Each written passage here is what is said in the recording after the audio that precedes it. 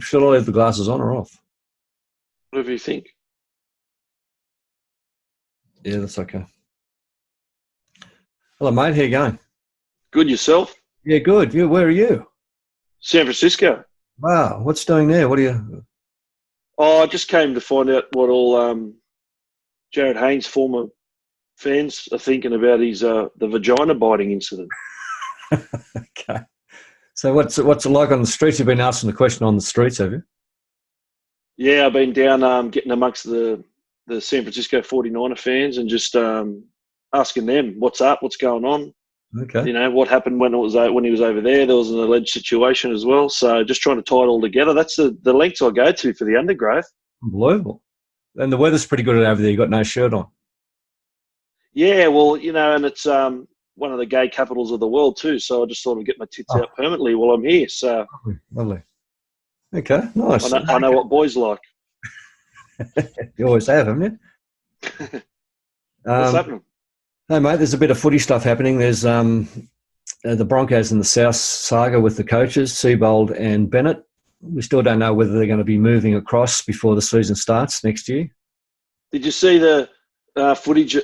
The fucking cameras chased Wayne Bennett into the toilet, like the bathroom. Like he went into the bathroom, the door closed, and they waited for him outside the bathroom door. Oh, we'll have to get that footage. That'll be exciting. Bennett wouldn't have been running too fast too. He wouldn't be too. He went to go to the fucking toilet, and they followed him and watched him walk into the bathroom. There's a lot of truth that happens in the toilets. That's probably why they were following him, because I knew they'd get there. Yeah, I think he was in the cubicle with Pablo Escobar. Got Wayne Bennett going to the toilet. We've got Anthony Seabold's got a year off then, does he? Well, we don't know. No, he goes straight to the Broncos. If Bennett goes to South, then Seabold goes to the Broncos. What if he doesn't? What happens if not? They got to see the year out, but there's a lot of people talking about how much of a waste of time that is, because they're looking for the future. All clubs are looking for the future. If Seabold's there for another 12 months, he's not looking to the future. He's looking to the future of Broncos. Yeah. It's a bit of a conflict of interest, eh? And Dave Clemmer, he wanted to leave the Bulldogs. He's gone to the Knights. And to take his spot at Bulldogs, there's Dylan Napper, which is a great buy for them. Yeah, it's quality player. Both different kind of styles of players, I guess.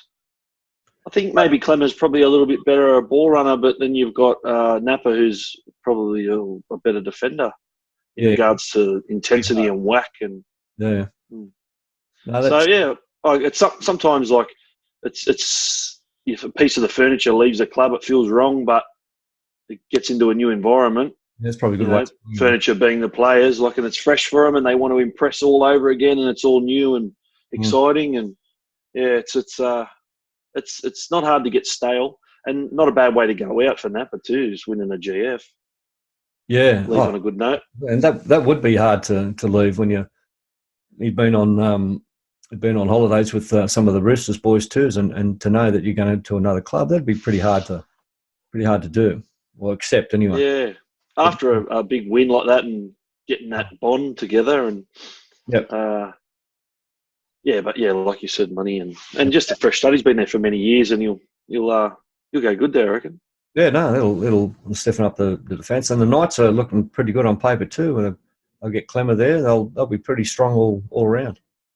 Yeah, hopefully they have a better year. They build towards the bigger future, because it's good when the Knights are going good. I reckon it's good for the game. It's got that real blue collar, city feel, and they're good fans. They love their footy. Even when the boys are losing, they turn up. And I like watching the Knights go well. It's good seeing the packed house and enthusiastic Knights fans when their team is winning. So. Anyway, they've had a number of lean seasons, so for them to become competitive, it just makes a hell of a difference out there. And we've got a bit of a luncheon, haven't we, next year when the Knights take on the Eels up there.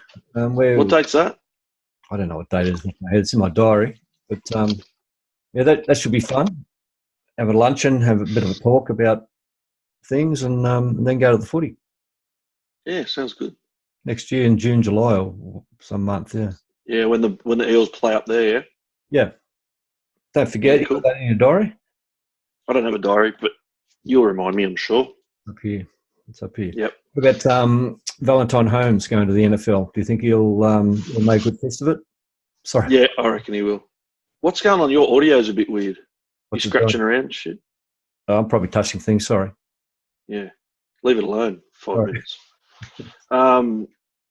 Yeah, I reckon he'll go good. I know Yeah. there's a lot of conjecture blow up about him leaving when he did because 4 months out from a comp, they have to reshuffle and find a new person to take over his role. And yeah, I don't know. Like it's in a perfect world. Yeah, of course he would have stayed for the rest of the year, saw his contract out, and then moved on. Yep. But it's hard when you get an idea and it's hot for the moment, and people are calling and contacting you, and it looks like there's an opportunity there. You're going to sit another year doing something that you probably don't want to, similar to the Wayne Bennett and Seabold situation in regards to looking into the future more so than the present. Yeah. I don't know. It's easy to say He would when have you're not been. in the position. He would have been thinking about it. It would have been in his head over the last couple of years to say there's. Yeah, I think that's the only thing that bothers people is when there's just a sudden kind of not much warning, not much chance for the clubs to, Yeah. fill the void. Well, But yeah, good on him. I want to see. I hope he kills it. He's a nice kid. He's so nice. He's such a nice bloke. Is he? Yeah. Yeah, he's just softly spoken and just a quiet, nice dude. He's just very talented, super talented kid. Well, he knew the time was right, obviously, and he's something like that. You think about a fair while before you actually make the decision to do it. So he thinks it's the right time. Good on him. Yeah, absolutely. Yeah, he'll be in the special teams, won't he? He'll be returning the kicks and stuff like that. I don't know. I haven't kept up to date with what's going on there. Is that what it's been said?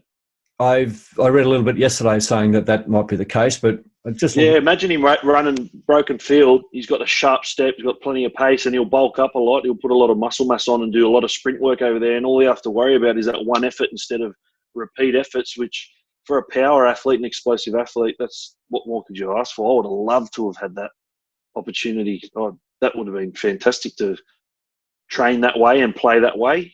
Big explosive run, big rest, which is pretty much what I did anyway. But it's allowed. It's allowed in NFL. Well, I could have played the NFL then because I had plenty of rest in between runs. Yeah. Yeah, is it? Yeah. So I heard you going on a 5-day diet. Is that correct? Or a 5-day fast? Nah, 5 days. I'm up to day 2. I don't know. I've done 3-day water fast. I just drinking water. You're 2 days into it. I'm 2 days in. I'm not 2 days. Like I'm about 35 hours into it. So another 10, 12 hours. I'm up there to 2 days. 13 hours, whatever. But I don't find them terribly hard. Day 2 is usually a bit harder around midday because your body's kind of like, mate, are you going to feed me or not? But I've been telling all my clients that when you're hungry, it just means you're close to burning fat. So if you can kind of, a lot of people, when they feel hungry, they panic and they think, oh, shit, I better eat or I'm going to faint, or this is wrong medically, something's not right. Like, It's just hunger. If you've got body fat, you're not going to starve to death because that's what your body will eat. Well, it's not. And then after you eat after your body fat's completely gone, like for instance, if someone was starving to death in the desert, then their muscle starts getting eaten and, eventually organs and stuff. But you've got plenty of body fat if you're overweight or you're carrying extra body fat to not eat and just have water. For people do it for up to 30 days, 40 days.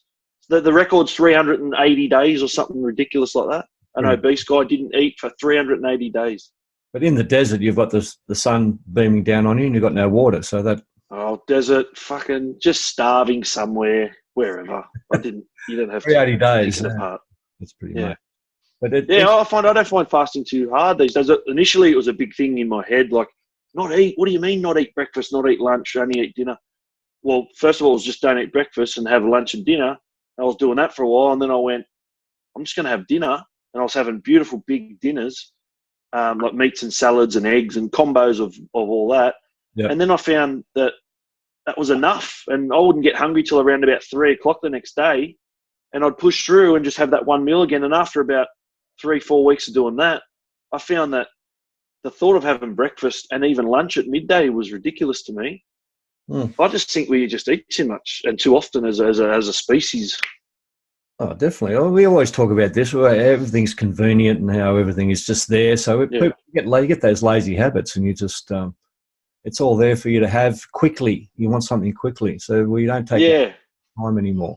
But intermittent Yeah. fasting is not actually a diet. It's just a way of eating, isn't it? It's just It's called fasting, but really we're pigging out usually. So it's just not pigging out, yeah, true. not eating. And that the bloke who thought of the slogan "Breakfast is the most important meal of the day" said it on TV when TV first came around. I think it was in the 40s or 50s when TV, or 60s, I can't remember, when TV first came to be. He got his head on TV and said breakfast is the most important meal of the day, and that stuck. And guess who that was? John Kellogg's, who owns Kellogg's cereal. Yes, you mentioned that. So Right? Yeah. very smart marketing, but not true. If you eat dinner and then go to bed and wake up, why the hell do you need to smash food into you when you haven't done anything yet? No, well, You know, go about your day and wait. What did your mum used to say? What did my mum used to say? Have you had breakfast? Well, yeah, maybe it's different for kids. Maybe it's different for kids. Then they need a bit more because they're just on the go 24/7. Yeah, well, that's what I'm saying is it gets drummed into you pretty early that breakfast is an important part of the day, and that's how you grow up thinking. Yeah, hard to break that's not their fault. They're just a victim of the clever marketing, really. Yeah. But people panic when they feel hungry, but they should welcome that because it means their body's almost about to eat their own body fat, so they're in a fat burning state, and then you'll find that hunger goes away because all hunger is a hormone. It's called ghrelin, and usually if you eat breakfast, lunch, and dinner same time every day, if you just all of a sudden skip breakfast, that ghrelin release happens, and your body's like, well, hang on, you usually feed me, what's going on? But if you stay away and don't eat breakfast for a couple of weeks in a row, that ghrelin stops being produced then, which is the hunger hormone, which means you're not hungry anymore. Yeah. Okay. You know? So you kind of, if you can think of hunger instead of as like a panic button, think of it as a process. It's a trigger for your brain that you're about to burn body fat, and welcome hunger. Be excited when you feel hungry. Yes, I'm about to burn body fat. And when you're in that body fat, that's just a different way of thinking. And this is how people have got to think to burn fat. Well, I get excited when I order a pizza. You know it's coming. You're waiting for that half hour. It's got to go. As soon as it gets here, you just know you're going to shove it. Yeah. Same sort of thing. Opposite. Get excited about that. Not having anything in your stomach feeling. Yeah, you do get used to it. And honestly, I've done it with fast. Like the hunger goes away, and you're walking around going, I haven't eaten for bloody 2 days, and I don't feel one bit hungry. And even if there was food, if you look at food and you smell it, it triggers all those, hormones to start thinking and to make you feel hungry and, salivating over it. But it's less severe and less and less severe as the days go on. The fasting sort of gets rid of what I've read, gets rid of the bad fat and keeps the good fat. So that's how you become lean. Yeah, you want brown fat, not white fat. The white fat's what's bad. So you don't want to see the fat you see is subcutaneous, which is like the fat you see around your gut, your face, and stuff. And then the fat you don't see, which is scary, even for skinny people who think they're healthy because they're skinny. Visceral fat's a scary one because that's the one that hangs around all your arteries and your guts, your loins and stuff. So it's important to not carry around extra body fat because it just leads to over 50 different health problems, and some of them include cancers. Another big thing, depression. Extra body fat equals more depression. You can control levels of depression. I'm not saying it cures all depression, but it definitely takes the edge off a lot of different people's depression problems. Yep. When you are carrying around less body fat, eating well and sleeping better because you're eating well, waking up with more energy, in a better mood because you got more energy, and it's just like a bit of a snowball effect on from that. Well, it's a looking thing too. You look yourself in the mirror and you've got less fat, and you just feel better about yourself. Yeah. Exactly. That's more important than people think. Exactly what you said is that subconscious feeling of liking what you see looking back at you in the mirror. It's very important because if all you're seeing is a fat hippo looking back at you, as much as you say, I don't give a shit, you're going to walk away, and in the back of your mind, whatever you do during that day, that's just kind of there. And that kind of has a big say on how you present yourself, how you talk, how you attack situations, problems. Everything seems to be better when you're on top of your health. It really does. And that is simply just by getting your food right. If you control your food, there's a saying, control your food and control thy world, or whatever the frig it says. But it's basically saying if you get your food right, most of your life can be in order after that. Let food be thy medicine. And medicine be thy food. Yes, very well said. Yeah. Look, I do the intermittent. Just it's hard to say. I do intermittent fasting. No, mint. Intermittent. Intermittent. Yeah, like intermit. Settle down, Jesus. So sorry, you're off. How old are you? 69. How old are you? 58. No, you're 59. 58. How old are you? Nearly 40. I'm 39 in March. Exactly. That's why you should be a little bit more mature about yourself. Okay, sorry. Yeah, no worries. I do the fasting. I from 8 o'clock at night, I don't eat any more food, and by 12, 1 o'clock the next day is my next meal. And I find. What do you usually eat? No, I make sure it's got less sugar in it. Whatever I eat, I've been watching the. Intermittent fasting is not about calories. How much? No, not. It's what you put in too.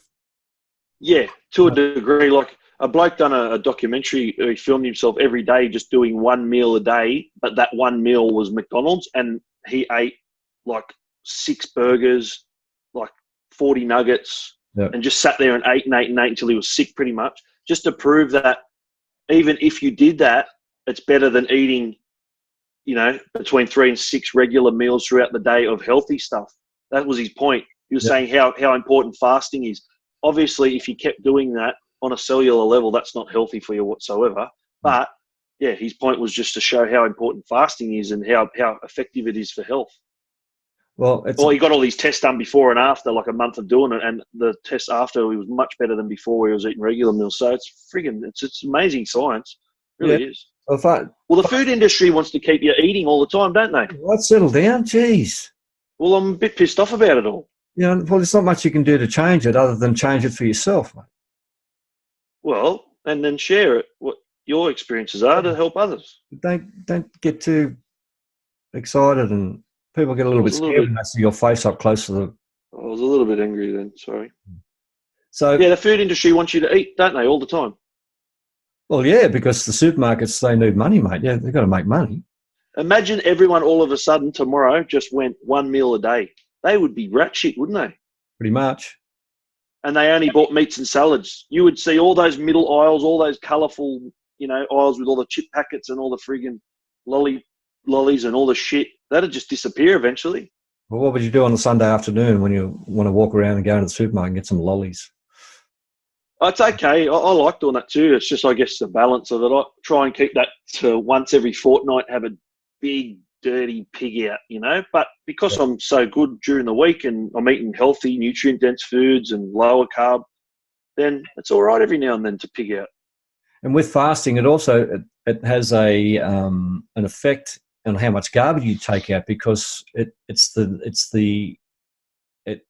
your body taking out its own garbage, isn't it? It gets rid of the garbage. Yeah, that's autophagy. So that means... What's that? The roundabout way of saying it, the way I just come up with it then. Yeah, that's exactly what it is, though. That's the scientific explanation for it, is your body empties its own garbage. So it's called autophagy, and it means that your cells, all the shitty cells, or the poison cells and the toxic cells kind of die off. Cannibalism? And yeah, it's like cannibalism. Yeah, the cells eat themselves, and your body eats itself from all the bad stuff and heals. People who do, I'm watching this bloke, he done a 28-day water-only fast. His scars that he'd had from being cut from being younger, they healed, because your body starts eating everything, and it starts eating like scar tissue is one of the main things. That's why people's skin gets really clear after fasting, because your body has time to actually address those issues, opposed to dealing with the food that you tip down on every day. Okay, yeah, that makes sense. So I find, the more I fast, it's the going back to like 3 regular meals with snacks, so sometimes up to 6 different times you're eating a day, is ridiculous. And it's all about fat loss specifically, but even just general health. But fat loss specifically is if you control the insulin release, you control fat loss, and insulin happens every time we eat. And to keep that lower, you eat lower carb because higher carb foods create more insulin. And then on top of that, if you fast and only eat 2 meals a day, that may be a bit bigger and lower carb, instead of eating the 3 to 6 meals a day, it's less insulin spikes, more time to burn fat. You know, if you looked at it on the graph. Well, I'm just finding it easier every day. To get up and to think that I want breakfast. It's just a natural thing for me now. Yeah. To walk out the door, get myself ready, walk out the door, and worry about that at 1 o'clock. Yeah, it's so good. Staying busy is important. Like for me, say having an internet business, like my times are weird, so I don't really have a schedule. Like I try and get up and do the same thing every morning, return emails and write content for my email list and stuff. But yeah, like for me, there'll be an hour or two in between sometimes where I'm like, oh shit, what now? Yeah. If I'm not doing something, I'll think about food.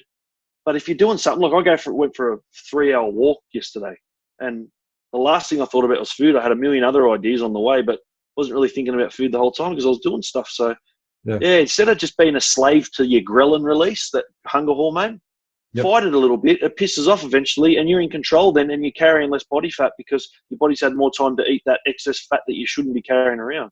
Did you say gremlin or ghrelin? It sounds like gremlin. It's ghrelin. Grelin. Ghrelin. Okay. All right. That's about it. That's all the time we got. Is it? That's about nearly half an hour. What about Jarryd Hayne? Yeah, what do you think? I mean, you're in San Francisco. What's the buzz there about Jarryd? I think I haven't spoken to him, but I've been bitten by Hainesy when we've been out. Oh, have you? Not on the vagina, but no. I got bitten on the neck once when he was younger, and I remember saying to him, Hainesy, mate, don't. Like he's from Campbelltown, I'm from Campbelltown. People bite out there sometimes when you get pissed and having a good time. Westies, you know, it's a known thing, bite your mates and that. And it was too hard. I was like, don't bite me. Just don't bite me. All right? Pat me on the back, slap me across the face. Don't fucking bite me. He's like, oh, yeah, sweet. Like, I don't think he's really, my personal opinion, I could be wrong, but I don't think he's held her down and raped her against her will. Like, I don't think he held her down and, you know, like a rapist would and forced his way into penetration with her. That's my opinion, but I don't know. I could be wrong, but I think what he's done is he's been sexually very aggressive, which isn't acceptable as well. And she's gone and got photo evidence and shown that she's been in pain. Yeah. And I hear also that she was really keen on him and he wasn't super keen on her other than the occasional hangout, so to speak. Well, I thought the story goes that didn't they meet on social media? They didn't know each other anyway beforehand, or they did? I don't know about that, but I just heard that she was really keen on him and he wasn't as keen on her. And then after he'd done that, she went to the doctors, and rightfully so, because you shouldn't bite people's vaginas. It would have been painful. She would have been. Yeah, it would have been painful. I know I've been bitten by him. I can imagine the pain that it would be for that area of a girl. And it's just sexually aggressive, which when she's not a participant or consensual in participating in aggressive sex, then you'd think it would have stopped there. But there's a couple of strange things there that he told the taxi to wait. So the story goes, to wait for it. He knew it wasn't going to be long, and the mother was like walked in. Hi, I'm just here to see your daughter. It's strange. Yeah, I don't know her history, so this is it's such a tough one because people get upset with what your opinion might be without knowing the actual facts, because anyone who was there, that's why there's a case for it, because there was no one there to really clearly see what happened. It's one story versus the next story. So, time will tell, but he was bitten. The evidence. She was bitten. That's the evidence. There's no doubt about that. She was bitten. I think he's admitted that. And I think what his case will be was, I didn't rape her. I didn't rape her, but I've bitten her, and if that's considered rape, then I've raped her, I guess. I don't think the charge on him is rape. It's not labelled rape, so it's called something else. Yeah. Well, it's either way, it wasn't the right thing to do, and I know he would know that, and I know that he knows that alcohol's not his mate, because I've seen him out in the piss before, and like everyone gets a bit loose and silly and loud and boisterous or whatever.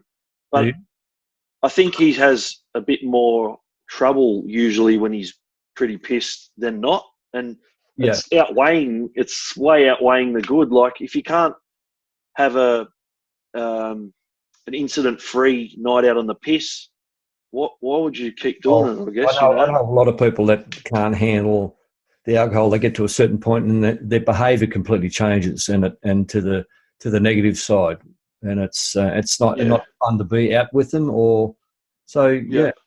But yeah, he's obviously got an issue there, so staying off it would be a good thing.